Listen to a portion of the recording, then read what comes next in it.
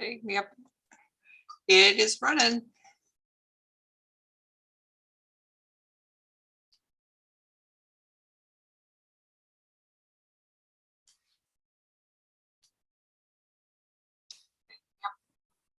It is running.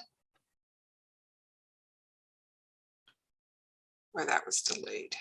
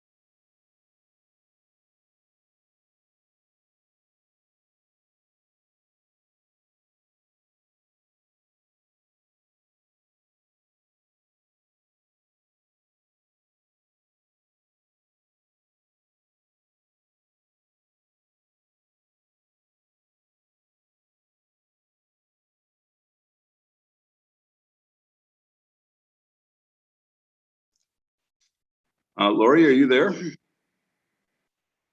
Yes, I am.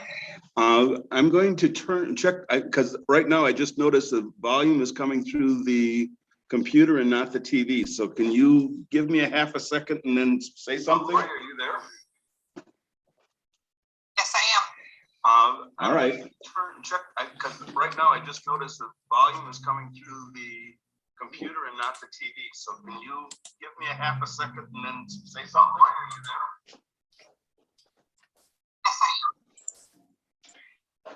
there? Sure, Don.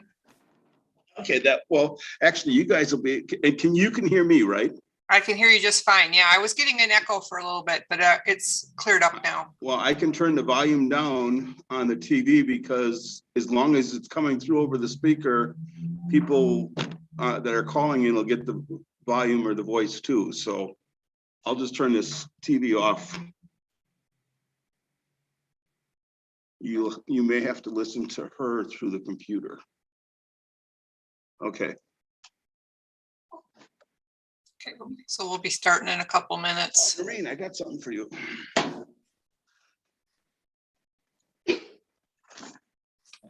Money or bill? Oh, no, it wasn't a bill. But now if I left it home, no, I didn't. There should be a check in there too.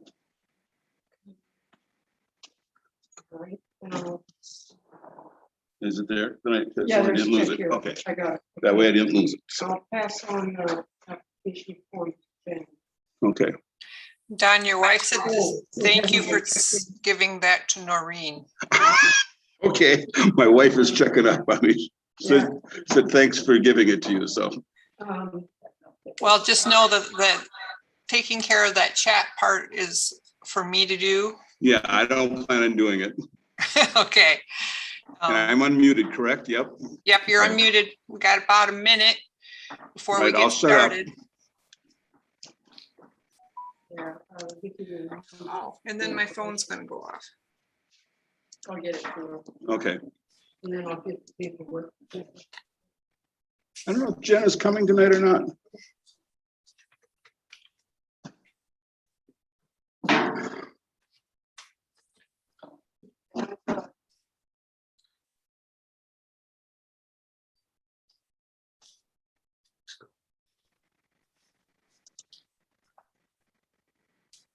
This is for Nikki. This is a statement for today. Okay. And this is a revised from June. I had a wrong date on it. The money numbers were right, but the date was Okay. wrong. I'll give it to her. Yeah, and it's kind of doesn't really matter. Okay. Because the numbers, I phoned the bank yesterday and And the numbers still match. Yeah, everything All matched. right. I'll give it to her tomorrow morning. Together, we have the treasurer. No, but we'll probably have to hold elections.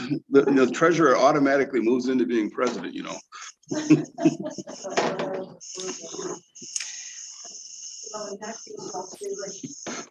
Are you ready, Don? I'm as ready as I'm ever gonna be. Okay, so those of you who are joining us via Zoom, this is Family History Talks with Don Snitzler today. And we're going to talk about ancestry DNA matches. And take it away, Don. Okay, and all right. Yeah, I'm fortunate tonight to be doing this live to some people in the Adler Room at the Marshfield Public Library. Where this is our first try at doing a hybrid presentation. Instead of having people at home listening, having people participate in person and participate from a distance. So we have a couple people that called in, and the four of you here that if you have questions, just ask as we're going through the talk. I will try to repeat those questions for the people that are called in or have called in, and we'll go. And then otherwise, at the end of the presentation, we can answer questions too. It's easy to see up here, right? Yeah. All right, good enough. So anyway, tonight we're going to talk about ancestry DNA matches, and specifically about using notes and the new relationship tool they just put in the last couple of weeks. Ancestry is good at making updates and changing things, providing tools for improving the services that we use when we're doing our ancestry DNA. I didn't see anything come through about this particular relationship tool, and it just showed up, and I'm not sure if, not as 100% sure if the benefits of doing it or using it. So what I'm going to do is I'm just going to show you where it is, what it is, how it's used, and what I do instead. And then we'll talk about, as we go through, some of the other things that go along with the ancestry DNA matches. Oh, darn it. Oh, there we go. So tonight, a couple things. We'll go through a few things about top 5 reasons why individuals test their DNA, what to do with results once you get them, DNA matches and why they're important. And then, because this is talking about the notes and that new relationship, do you recognize them button on the DNA matches, we'll talk about that. Just kind of review the cousin finder chart to explain cousins. First cousins, second cousins, third cousins, and then the once removed, twice removed, 3 times removed, and so on. And then one of the things that's important about DNA results, I think, is that it's really intended as a means of connecting with other people that are doing your family or families that are related to your family research.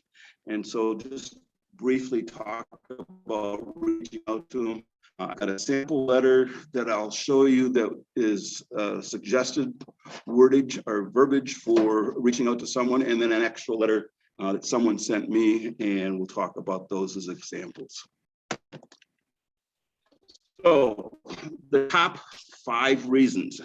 Ancestry lists 5 reasons why people do their DNA test. And when I think about the reasons why I did my DNA, or I've asked other people in the family to do it, it kind of falls in there. But I know that if you asked everybody in this room or the people that are listening, or if you go to a conference and you sit and talk to them, everybody will have a slightly different reason for why they're deciding to do DNA.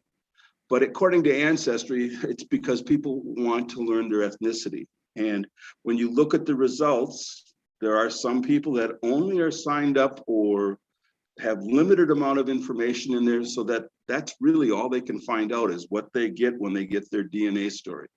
And for me, I want more than that, and Ancestry actually does provide a lot more for that. And that's where the other reasons, the top 5 reasons that Ancestry provides kind of fit. Connecting to your cousins. This is really all about finding people that you don't know more than people you do know. And it's kind of cool when you find a 3rd or 4th or 5th cousin, and you send them a message and they start corresponding back and forth. And it never fails that they know something that you didn't know, and you might know something that they didn't know, so you're helping each other. It's a good opportunity to break through brick walls. You know, we all go through our research and look through the papers and files and records that we have available to us and get to a point where we can't go any further. And through Ancestry DNA, I've knocked down more than a half a dozen brick walls. I got beyond where I thought was as far as I could go. And so one of the good reasons for using DNA testing is to help break through those brick walls that you have. The next one, they say make new discoveries. In a lot of ways, I think make new discoveries is also breaking through brick walls, but there are surprises that come up with your DNA and you just have to be prepared for them. And you can find new cousins that you never knew existed, or names of grandparents that you didn't know. So things that come up may surprise you, and it makes the pursuit of family history a little bit more interesting. And then the last one is because, you know, when you're doing family history, there's always this line that you say, I wish I would have asked my grandmother this, or I wish I would have asked my grandfather this. And they say that leaving DNA is like leaving a legacy to future generations, because in the future, people are going to say, I wish someone had left a sample of their DNA for us, because the further or the older DNA or the older generation's DNA, you get different results than future generations. It only covers really like 3 or 4 generations. So by having our generation or our parents' generation included in this, it's leaving a legacy for future families to find more out related to the DNA. So those are good reasons, and I know there's lots of other reasons that people will do this. Okay.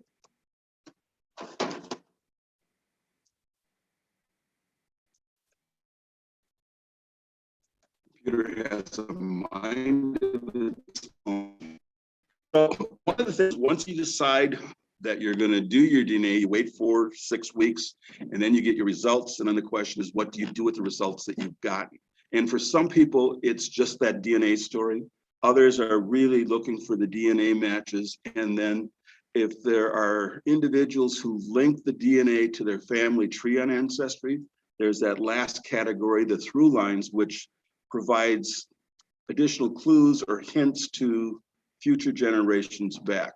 So what we're going to talk about mostly tonight is the DNA matches. So I'm going to show a couple examples of the DNA stories, talk a little bit about that. Then we'll go down to the through lines, and then we'll come back to DNA matches.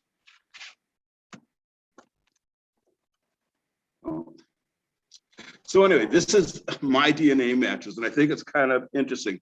If I look at my DNA matches, I've got these 4 geographic locations where my family came from. If I look at my wife's DNA, she covers this entire area up here into Europe and Russia, that it's part of her DNA story. Everybody's got a different story, but what's cool about it is they break it down and then they provide additional information for you. Now, if it was as a genealogist or somebody who's been doing family history for a long time, it's not what I'm looking for, because I can go and look some of this stuff up myself. Or if I have a name of a town, I will look it up and find more information that I want. But this is a nice, convenient way for the person that doesn't do a lot of family history to learn some bare bones information about where their family came from and when they migrated and things like that. So the first category here shows you, all right, come on. It gives you this little breakdown about where your DNA is coming from. What regions did the DNA arrive from? And I put a circle around one little arrow at the bottom because I wanted to talk about Scotland as an example. But it lists the 4 geographic areas in this case that my family's DNA or my personal DNA actually indicate the family was from. And the Germanic part with a name like Schnitzler makes sense. When it comes to the Scottish, I know that I have Irish ancestors, Northern Ireland. You know, the Northern Ireland are supposed to have been inhabited by the Scotch Irish, and so the Scots moved down to Ireland. So, and that makes sense. And the German, I said, makes sense. And then there's the Sweden thing. I still haven't figured out who in the family is connected to that. But you can go through and look at these little circled areas, and hopefully, and it will bring up some additional detail about where that DNA matches. And what Ancestry does is they have a sample pool there, and they're using numbers or the statistics to say that your DNA matches a certain percentage of the DNA of the population from this area. And they change them every so often, but it is geographically pretty close. If you look at this, for example, you see here's Northern Ireland. My great-great-grandfather was born in Armagh County, Northern Ireland. And so it makes sense that Northern Ireland was settled by the Scots. So it makes sense that I would have Scotch-Irish in the family. His wife was a Wallace. The Wallace is actually a Scottish name.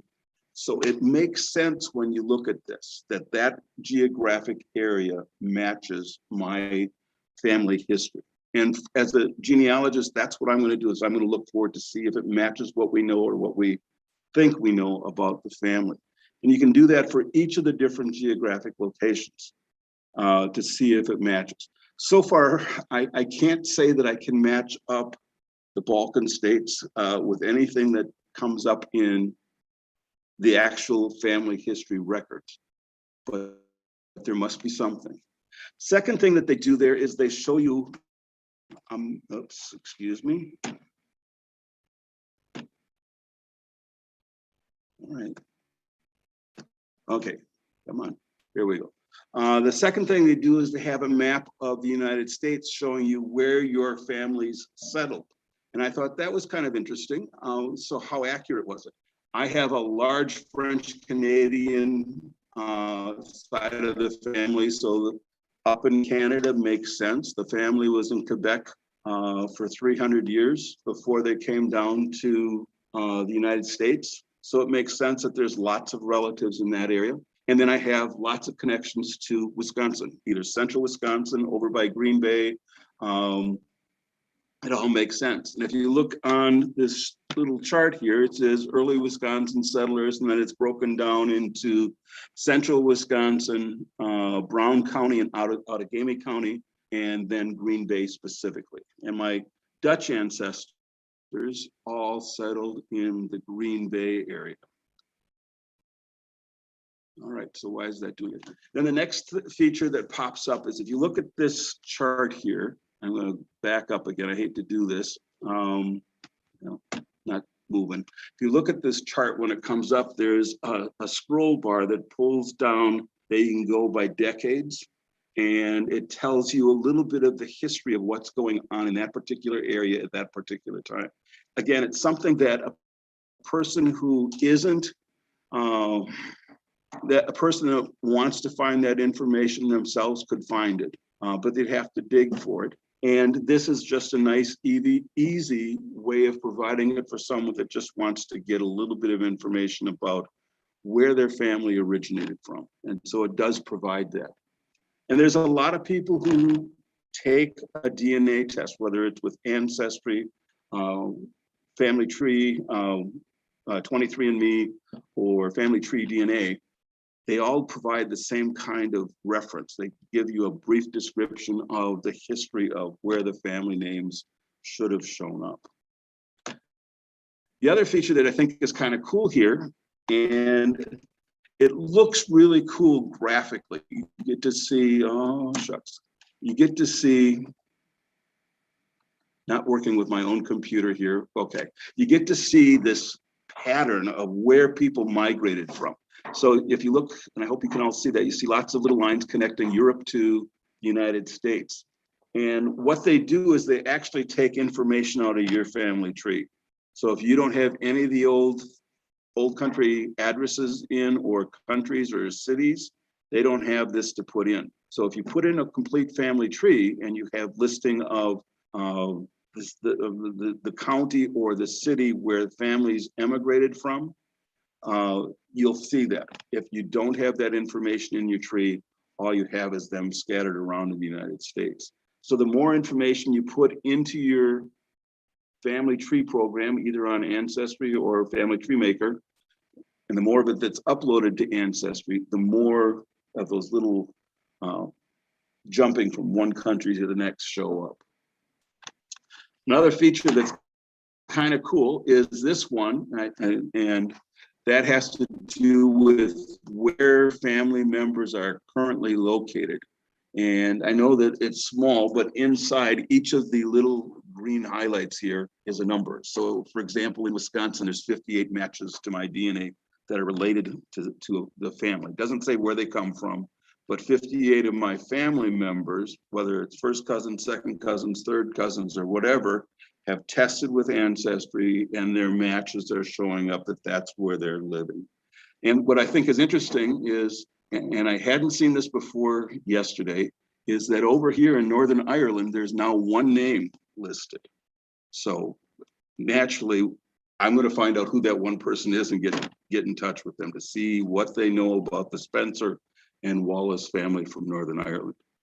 And then if you look down here, there's actually two people down in New Zealand, and people emigrated to lots of different places than just the United States. So sometimes you'll see things in Australia or New Zealand, and it's, you know, just they emigrated at the same time, but to a different location.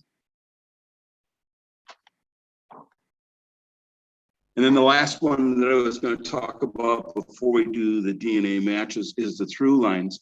Through lines is only going to work if you link your DNA results to a family tree. So if, for example, with me, my DNA is linked to myself.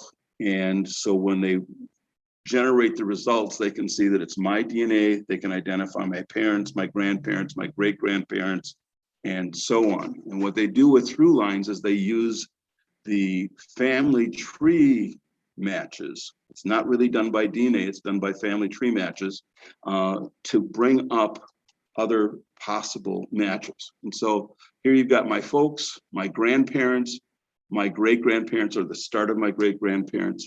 And you can go through this and you can go lots of different generations. And in the case of my five great-grandparents, I don't have them entered into my family program. Some of them I know, some of them I have some questions about, so they're not entered in there. But what this through lines does, it will bring up suggestions for future generations or other generations that I don't have in my DNA that are specifically linked to what other people who share DNA matches with me have in their family tree programs. And so one of the first one, I think that's is Nicholas Parsh, or one of the Parsh people. My great-great-grandmother great-great-grandmother Schnitzler.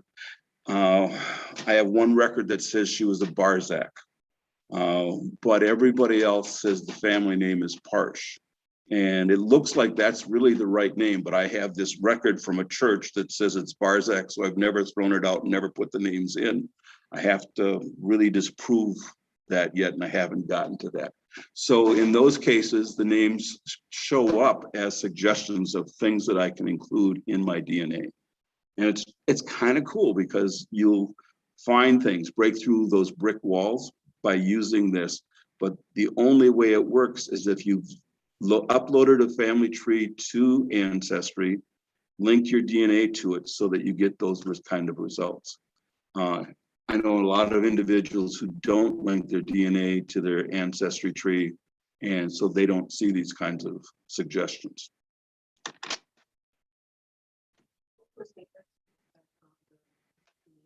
They're German. Yeah, and the Parsh one is just, it's always bothered me. So, but I'm sure it's right because there's so many people that have it. And I've talked to one of my third cousins down by Tressa, which is where the family settled and where she died. And he said, oh yes, it's Parsh, it's not Barzak. So it's spelled with an SH on it. And I, you know, being that her daughter Catherine was born in 1847. When the baptismal record was filled out, they would have been only a couple of years in the state. It's entirely possible that it wasn't done by a German priest and maybe the name wasn't recognized. You know, there's lots of possibilities that you could use to explain it. But until I can disprove it, I haven't ever just changed it. So But I expect one of these days I'm going to have to.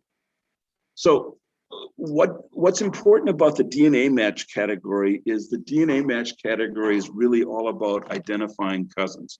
When you first get your results back, if for example, your brother or a parent, someone really closely related to you matches, it will come up with closely related matches. And usually it's a sister or siblings or children that show up as those kinds of matches. After that, you're getting all cousins, whether it's first cousins, second cousins, third cousins, they're cousins. And what I think is important is everybody has a common understanding of what a cousin is. And so officially the definition for a cousin is that it's someone you're at least 2 generations away from and you share a common ancestry. So basically your cousins are your grandparents' grandchildren. So if you look at first cousins, the first cousins are always going to be 2 generations away from somebody. And in this case, you share grandparents with them. When it comes to second cousins, it's 1 generation back, you share great-grandparents. And then when it's the third cousins, you share great-great-grandchildren or grandparents. And you can do this for each generation. And as long as you're talking the same number of generations away from the common ancestor, it's an even first, second, third, or fourth cousin. Where it gets a little confusing sometimes because people always kind of cringe when they see this once removed. What does once removed means? When you're once removed, for example, my grandparents are Roman and Eleanor Schnitzler, and all my first cousins that I know on the Schnitzler side are first cousins. But if you take my children, Andy and Holly, they are first cousins once removed to all of my cousins. So it's just a matter of moving it down based on the generations. But sometimes that's hard to explain to people without putting it on a piece of paper and graphing it out. And so that's what we do if the computer moves.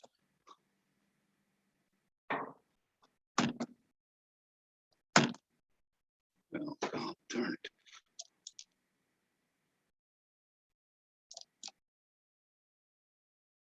There. Okay. So this is what's referred to as a cousin finder chart on the left. And it really helps to identify or explain relationships to people when you're talking to somebody who's not real familiar with how cousins work.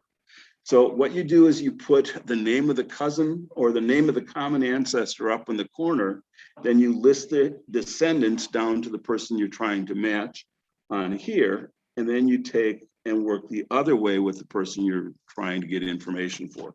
The easiest way to explain it, if I knew I was going to, there we go. If I was going to have this much trouble with the computer, I would have just skipped this. Here, for example, is my great grandmother and grandfather. They had a son, Charles, who was my great grandfather. My grandfather was Roman, my dad, Don, I'm Don, and my son, Andy. So I just list in order of descendancy going down the left-hand side, my family. Then I want to match that to somebody else. And what you do is you have to have that common ancestry. So you go to the common ancestor and then you start listing from him the descendants down another line. And so in this case, across the top, I have my Uncle Henry, my grandfather's Uncle Henry, then his cousin Henry, his son Tony, and Tony's daughter Susan, listed this way. And so what you can do then is by going down from one line and to another line, where you meet, when you're even generations apart, that's where you have the full cousins. So for example, Sue is my third cousin, Tony was my dad's second cousin, Henry was my grandpa's first cousin, and then Henry and Charles were brothers. So you can see kind of how that relation is. One of the things, I have a lot of family. I have 69 first cousins. I know it's a small family. And it's not uncommon when you start dealing with second and third cousins to have someone say, how exactly are we related? And on Facebook, the Minnesota bunch asked me, they're all friends, but when one of the girls asked, she said, exactly how am I related to you again? And so I explained it and I put the chart on Facebook, and her sister, her niece, a couple other, I always wondered how we tied into that Wisconsin bunch. So there lots of times there's questions about the relationships, and this chart is really convenient for explaining it to people. I use it also for when I'm recording things in my Ancestry DNA results, because I like to keep track of how I'm related to the matches that come up. Because sometimes you recognize the names and sometimes you don't. And one of the things that's nice is when you can open up the information and identify that relationship is if you record it, because people go back and forth of opening up their family trees and making them private at other times. We were doing some work here at the library with one of the genealogy group members who had a distant cousin that she would have to call and ask her to open it up so that they could go back in and look at the results. And so this particular individual just periodically closed it. And I don't really know why she did that, but some people do that. After the terms of service came out last week for Ancestry, I've noticed a lot of Ancestry trees have been made private so that the things aren't being shared as much right now. That'll probably change in the future. The other form is kind of my scratch paper, and I typed it out, but when I'm trying to figure out the relationship, a lot of times rather than using this form, I scribble on the back of a piece of paper, something like that, and I count the generations away from the common ancestor to determine if they're first, second, third cousins, and then figure out if they're on the same level as me or if it's a generation before or a generation later. And it works no matter how many cousins or generations you're out, but sometimes it's nice to chart it out because it helps you be more sure of what you're coming up with.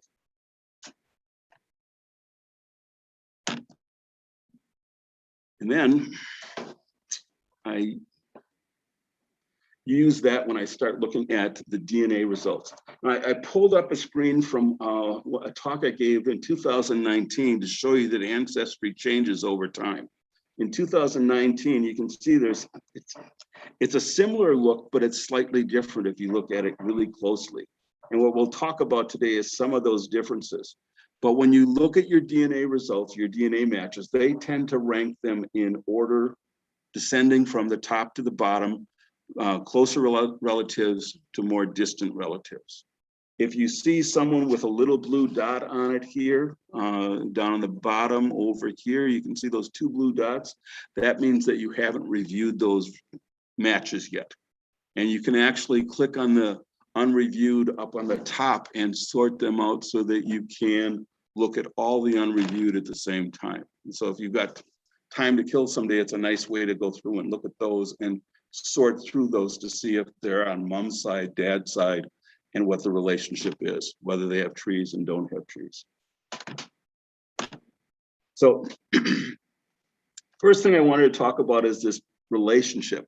Ancestry predicts relationships when they provide your results. And if you look down the list here, you'll see the first one is my mother on the left-hand side. It says parent-child. There really aren't too many options there. She is my mom. And for my DNA, she's listed as the parent. On her DNA, I'm listed as the child. And it's pretty absolute when it comes to that result. Then when you go down below that, then they start putting in the other relatives. And as I said, they rank them.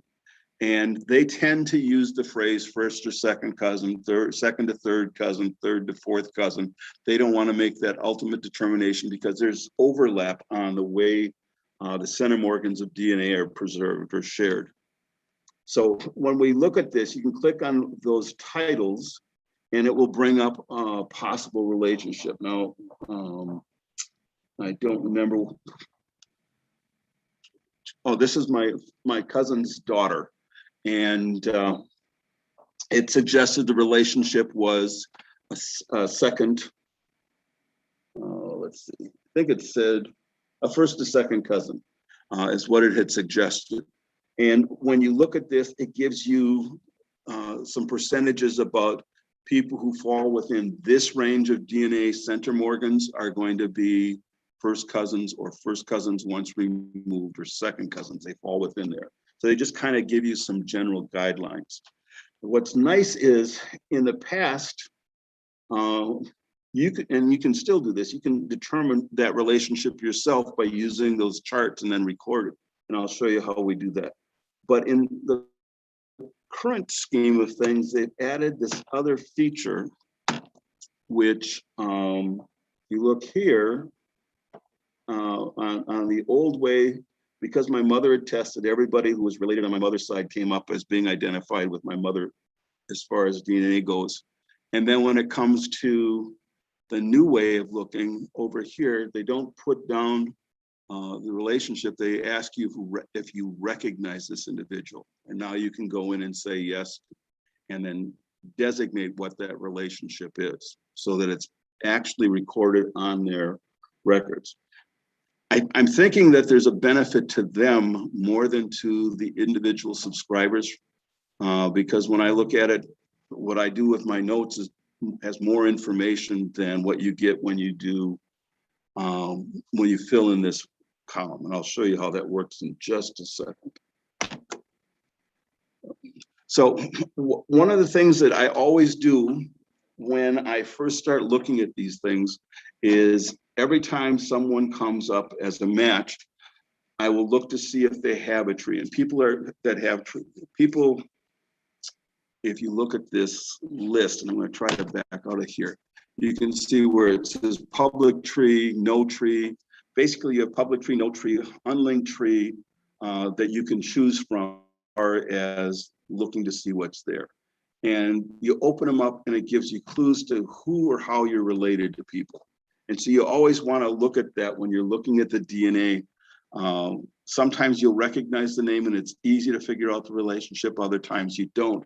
But when you look at it, if you have a match that you share a common ancestor, the common ancestor over here is listed. And so Henry Guns and Angeline van der Linden are my great-great-grandparents.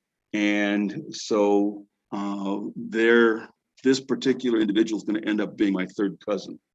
And so if you look at this, you can see that here's my, that should say Henry.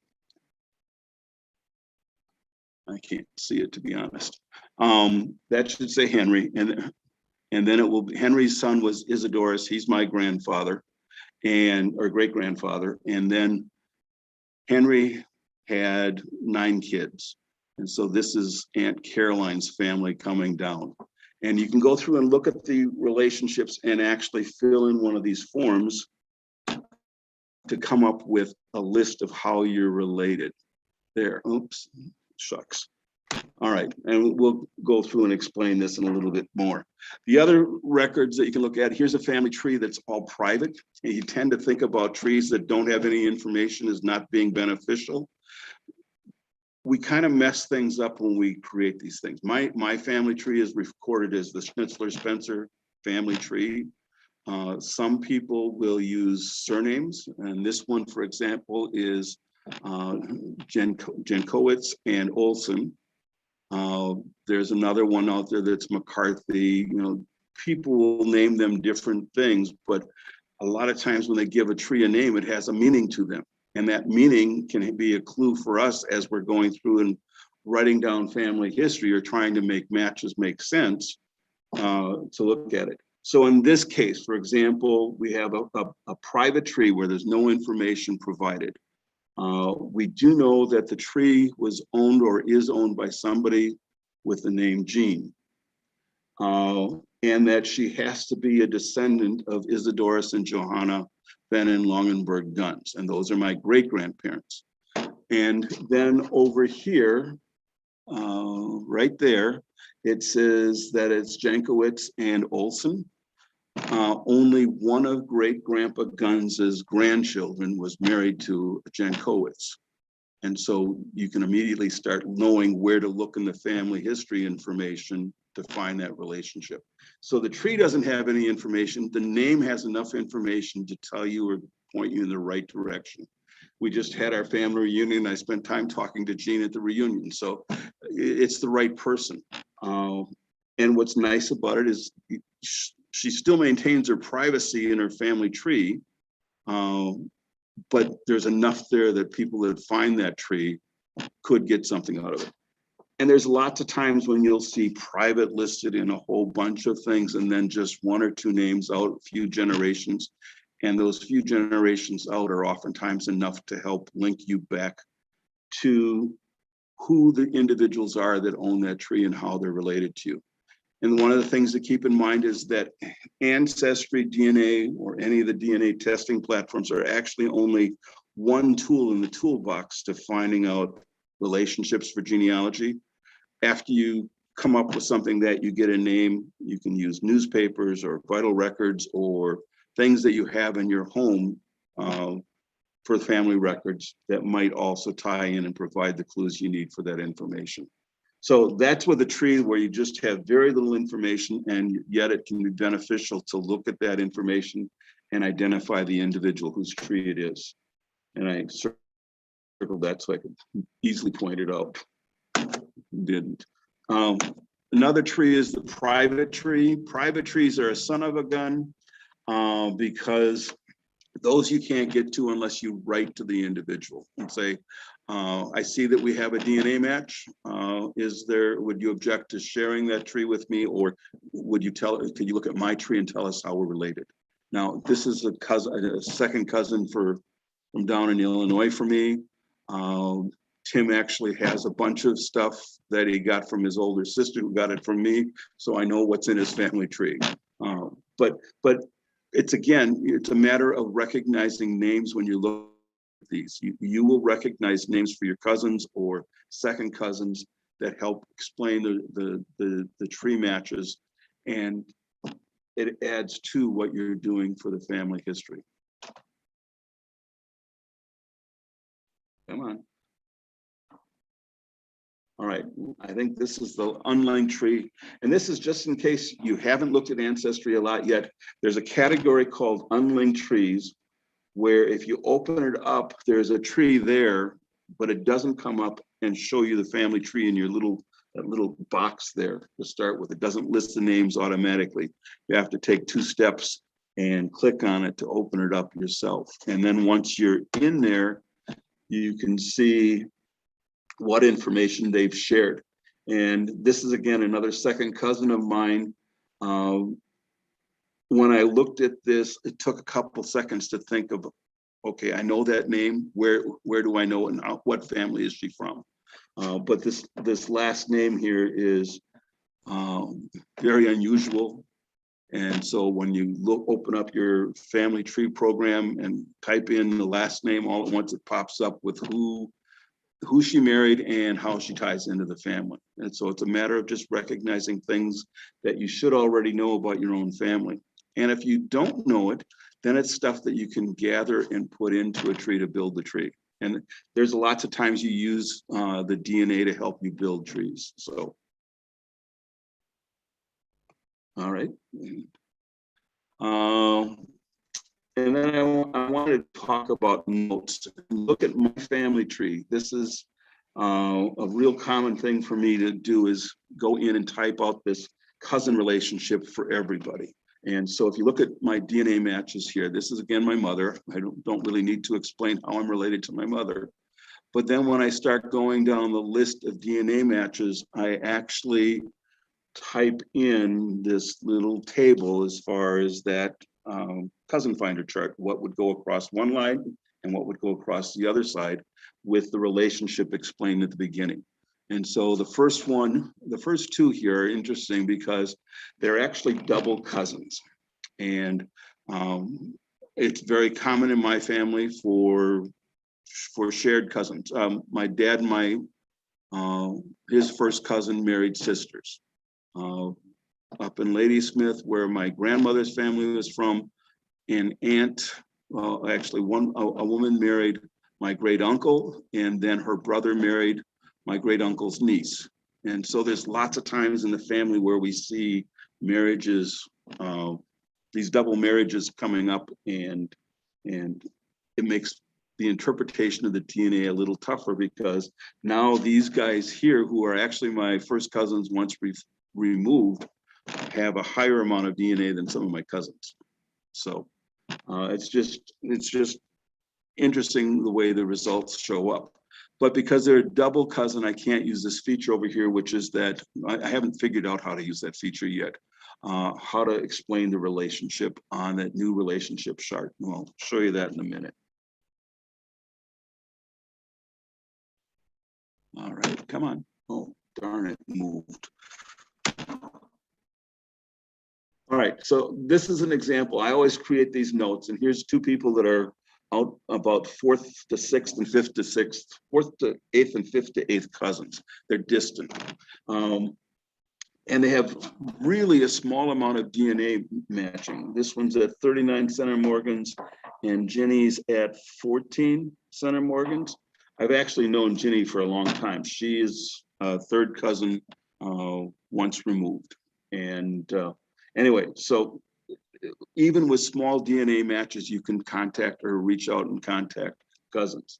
So what I do when I get to this point, again, is I try to figure out the match.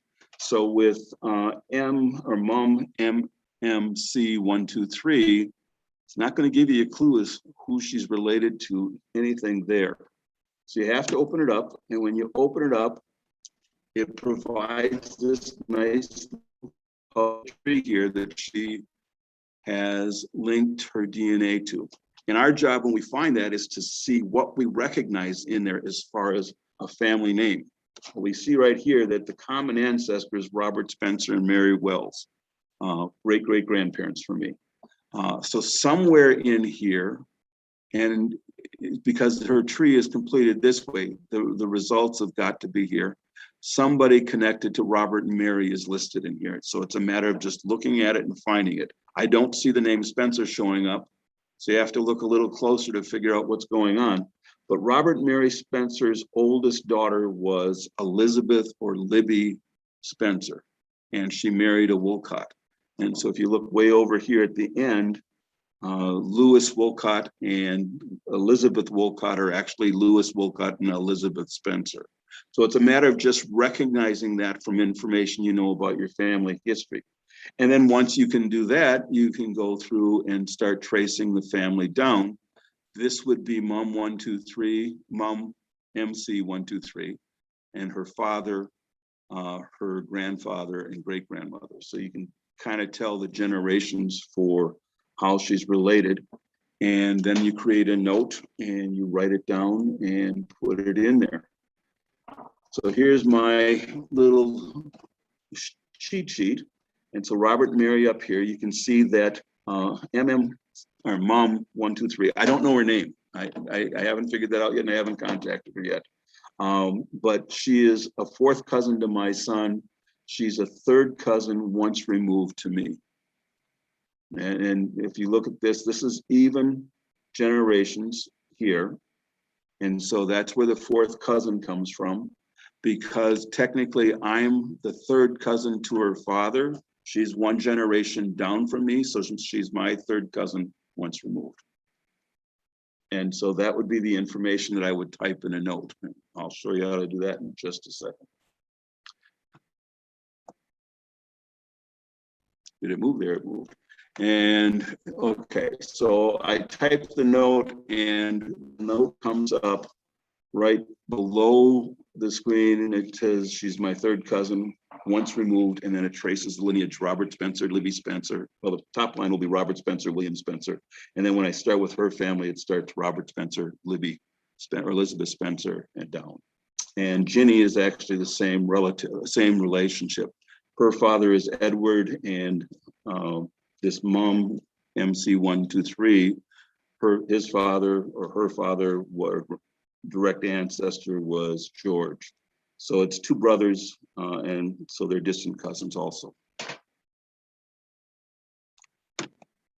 All right, oops.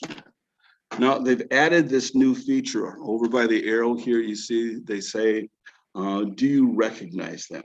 And when I first saw that, I thought, oh, that's going to be cool because now I don't have to do this. They're going to have some automatic way of doing it. And they have an automatic way of updating the information that shows up on the chart here, but it doesn't do exactly what I want it to. But it is something that's a new feature that they've added. So what you see there is you select the, do you recognize them 1, 2, 3? It will bring up another box and it asks you to pick how you're related to them. Because my mother's tested the DNA, anytime anyone matches my mother, it automatically puts her in there with a check mark. So it comes up mother's side with a check mark automatically. It could be that we're related to both sides. I mentioned my cousins, I have lots of cousins that are related to both sides. If you click on that, it gives you some more options to fill in. But in this case, it is mother. So we click on mother's side and there we go. It brings up the possible relationships that it could be. And so we have the third cousin, second cousin, half second cousin, or half second cousin once removed. It isn't any of those. So you can hit that button down on below where it says show more options, and it brings up a whole list of options that could be how this relationship is. And you scroll through it until you find third cousin once removed, which is right about here. You click on it, and it's not going to do it, and it will actually put that relationship in to the story until this line here. And I'll show you in a second where it's blown up. But it actually lists them as third cousin once removed instead of the range that had been there originally. And I think that there'll be benefits to Ancestry for that. I don't know if there's a benefit for us personally to see that information, because I still want to know which line they come down from. I still want to know who's, you know, if it's who they share as common ancestors and what family they come down from. You know, Aunt Libby had 4 kids. Which one of the kids is the direct ancestor there? So I still plan on going through and recording my little notes about people. If the family doesn't match my mother's side, then it comes up with these options: mother's side, father's side, or both side.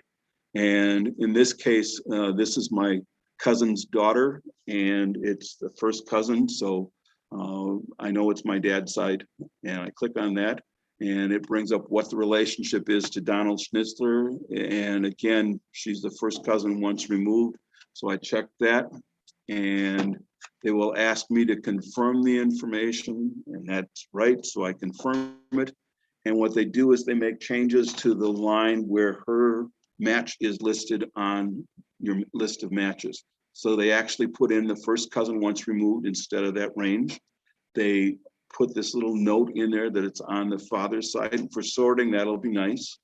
And then they change where this was listed, you know, as far as do you recognize this person, they put in view match. And when you click on view match, it takes you back to that little box with the family tree in it. So it's a nice feature. I still like to be able just to look up and down the list and see the list of names that I put in, because I know who they are and how they tie into the family. So adding the notes is really easy. When you have this box open where you see the little family tree down here, there's a line there that says add note. You click on it and it will open up a screen where there's a text box over here where you can type. And so whatever I type, I do again the lineage or the descendancy for each family, their family, my family, so we can figure out what the relationship is. Once that's in there, you have to hit the save button. If you don't hit the save button, it doesn't save. So you have to hit save, and when you hit save, it will put it in right here when you have that open. And then as I was showing you a minute ago, where it listed underneath, so you can actually see it while you're looking at the whole list. Now, here's an example or a picture of the top 5 matches. You see my mother on the top. The 2 that aren't linked here, where it still says, do you recognize them, are two of my double cousins. And so I didn't include the information because when I go to it, it doesn't give you an option to record both. You only can record one, and I don't want to mix it up, so I leave it sit that way. Once the changes have been made, you can see this changes to the view match box, and over here you can see again the specific relationship you put in and then on what side it was listed. So it makes it a little bit nicer for sorting. But again, I'm going to probably keep doing the little boxes underneath with all the text because it gives you more information. So then it comes to the point about reaching out. One of the things about the DNA matches is it's really a way of finding other people that are working on your family history. And I've written to people.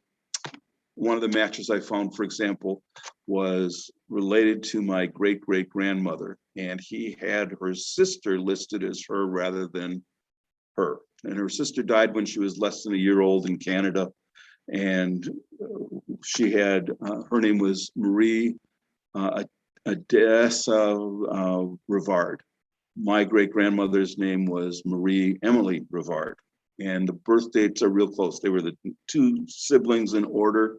And for some reason, people have it confused about who died in childhood.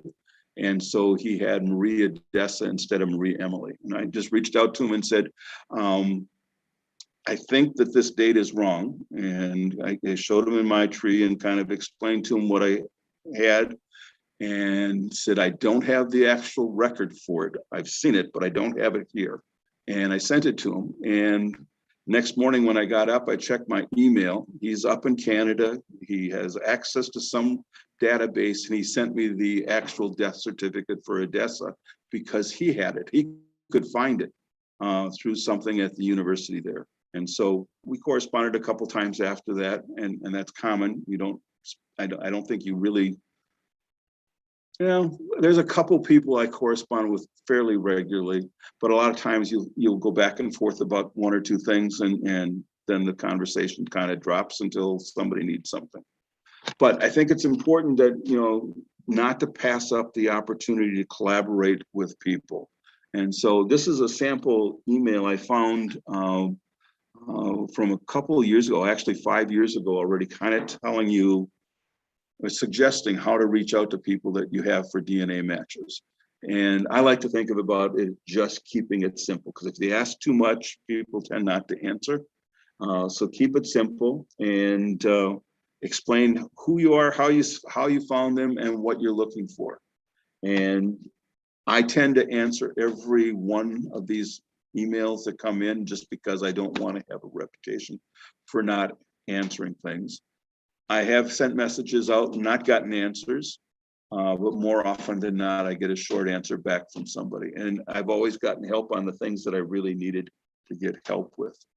I just pulled up, this one was from last year sometime, an email I got from somebody. And again, this is going to the part about, DNA, Ancestry DNA, or any of the Ancestry or any of the DNA platforms actually provide an opportunity to make contacts with other people. And this woman wrote to me about a match that she had on my family tree, or with my family tree, with my family DNA. And then she explained what she knew about my family based on the tree, because my tree is public. She had some questions specifically about, she has a 1900 census that lists 3 children of my great-great-grandfather as being living, where I have them listed with dates of death. And it was one of those things that's always perplexed me, is how they did this. But I have death certificates for 3 of the kids that are older than my great-grandmother. And yet in 1900, they listed them all as living and having occupations on the 1900 census. It was just really quirky. But she saw that too, and she asked me about it. And I sent her the death certificates because the 3 kids had all died when they were very young, less than a year, couple years, and maybe 5 or 6.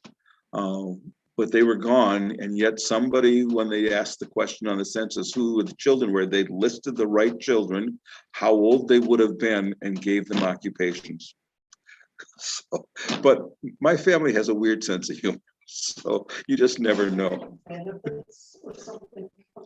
I don't know. This was in Chicago, so you just don't know. But anyway, she had questions about that, but then she was able to explain why I couldn't find the name of the town that I had come up with on a baptismal or a birth record.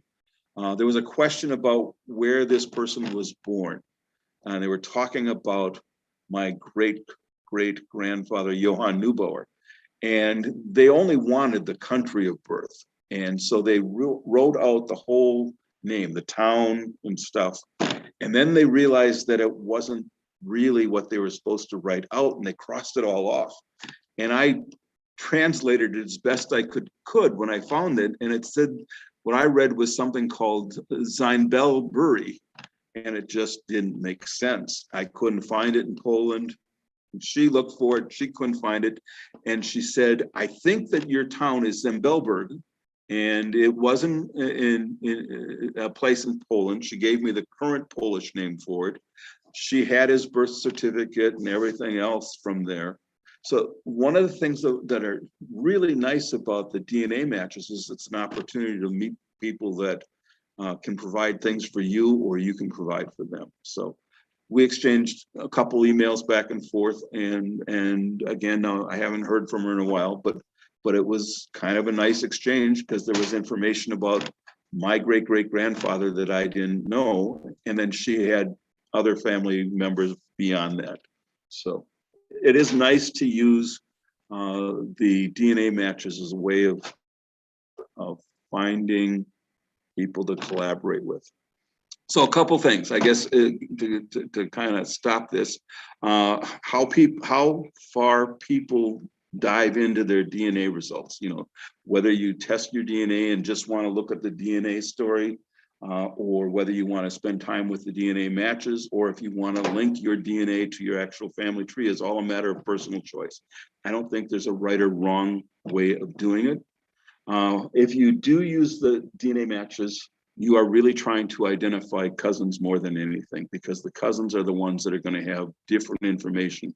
Parents and brothers and sisters will probably have the same information you have about family. But when you start going beyond that, that's when you're more likely to find things that were passed on in one family line versus another family line. Or who got the family Bible? Maybe the family Bible is still out there, and somebody from great grandpa's family has it. So you never know what you're going to find, but it's a great chance to connect with cousins who might have more information. I would say that the first thing that everybody should do who's really trying to use the DNA to help build their family trees is to really make sure you check out the family trees that are there.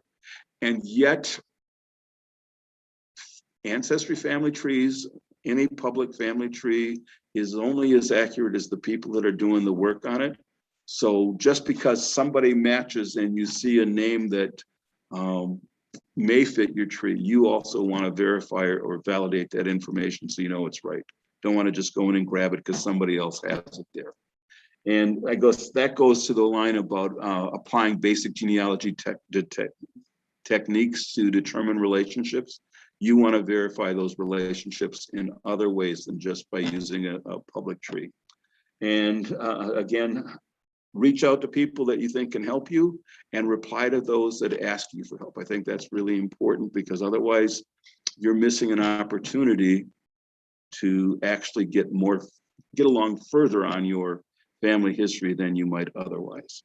And with that, I will say this: the whole point of genetic genealogy is to interact with your DNA matches and to add to your family tree. And I don't know who said that, but I think it's one of the most important messages about Ancestry DNA or DNA testing with any platform, is that you're really trying to reach people that can help you, or that you can help with DNA or with the family history. So I got to find out who said that.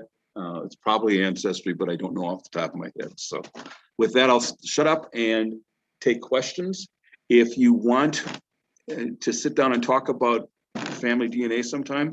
I'm upstairs in the Felker room on Tuesdays from 10 to 2, and I'm always glad to answer questions.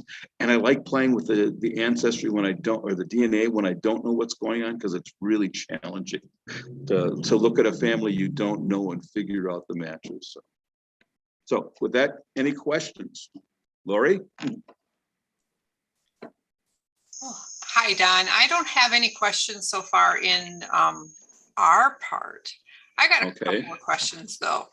All right. So I'm going to give you one.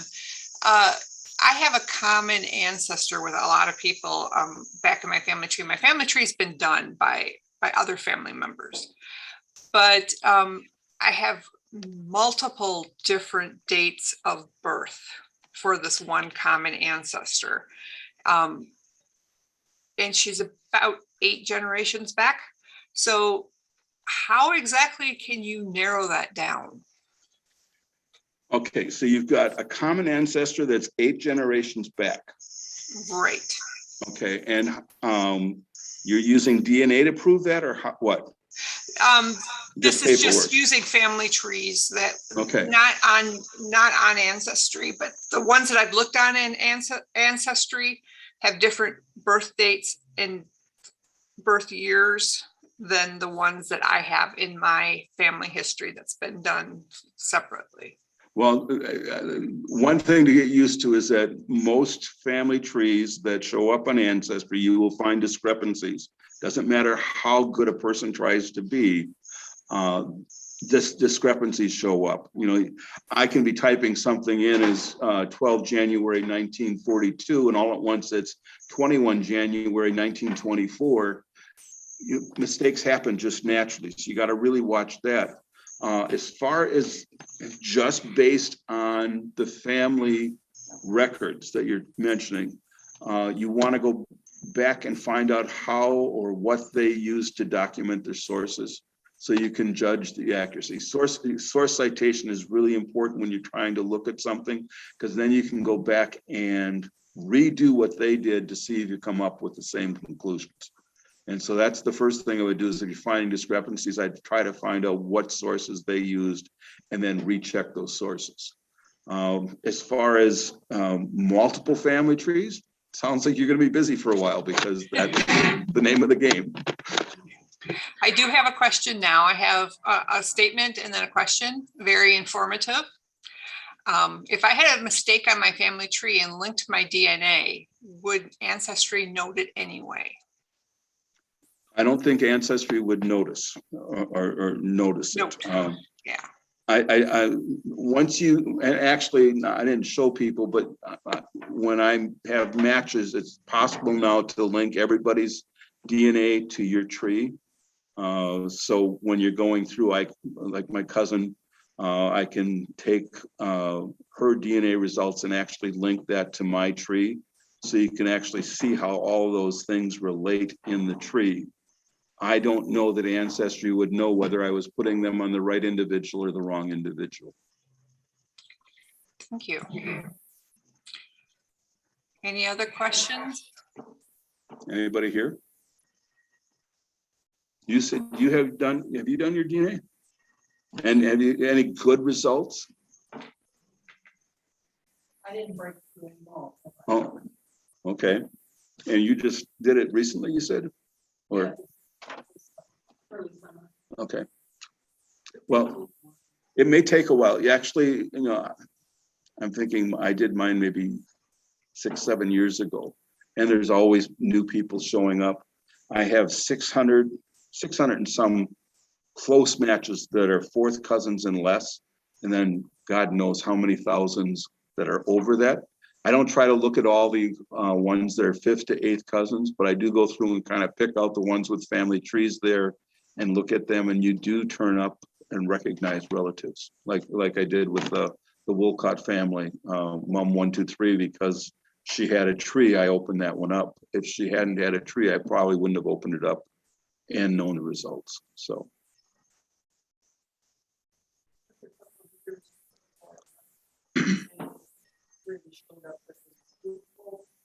There were a few that we shared a little bit of information, and that time, and then a year later, actually a year ago, a couple of new ones popped. One guy's name, I recognized him. No. Mhm. The other one was, again, related to my spouse. Right, so Oh, we have an ongoing conversation, we talk about just about everything. The other fellow that I recognize the name, he lives on the North Island of New Zealand. And I had just been there and so this. so for the people that, I don't know if you could hear Noreen's comment, but she has relatives that have contacted her, or she's contacted based on the DNA results that they write every week. So it's interesting, you know, what you can find and what happens to it. So. And we don't talk about genealogy at all. Oh, you do. Or everything else but that, because we know exactly where we stand. It's nothing new. So we just go like. Yeah, that's cool. It is. Okay. Any other comments? I think we're done, Lori. So. Okay, well, thank you all for attending the program today. Brought to you over Zoom with the Everett Rail Marshfield Public Library, and thank you, Don, for presenting today. This will be on our YouTube channel. Give us a few days to do the editing and stuff. And good night, I guess. I'll put one more plug in here. We will have another hybrid program in a month. The second Tuesday of next month, we'll be doing another program. We don't have that program arranged yet, but it will be again presented live here and then also on Zoom through the library's Facebook page or through the Zoom account. So, and thank you all for paying attention. I know I kind of rambled and I was having a little trouble with the computer, and I appreciate your tolerance. So thank you much. Good night, everybody. 14th of September. Well, this just doesn't work.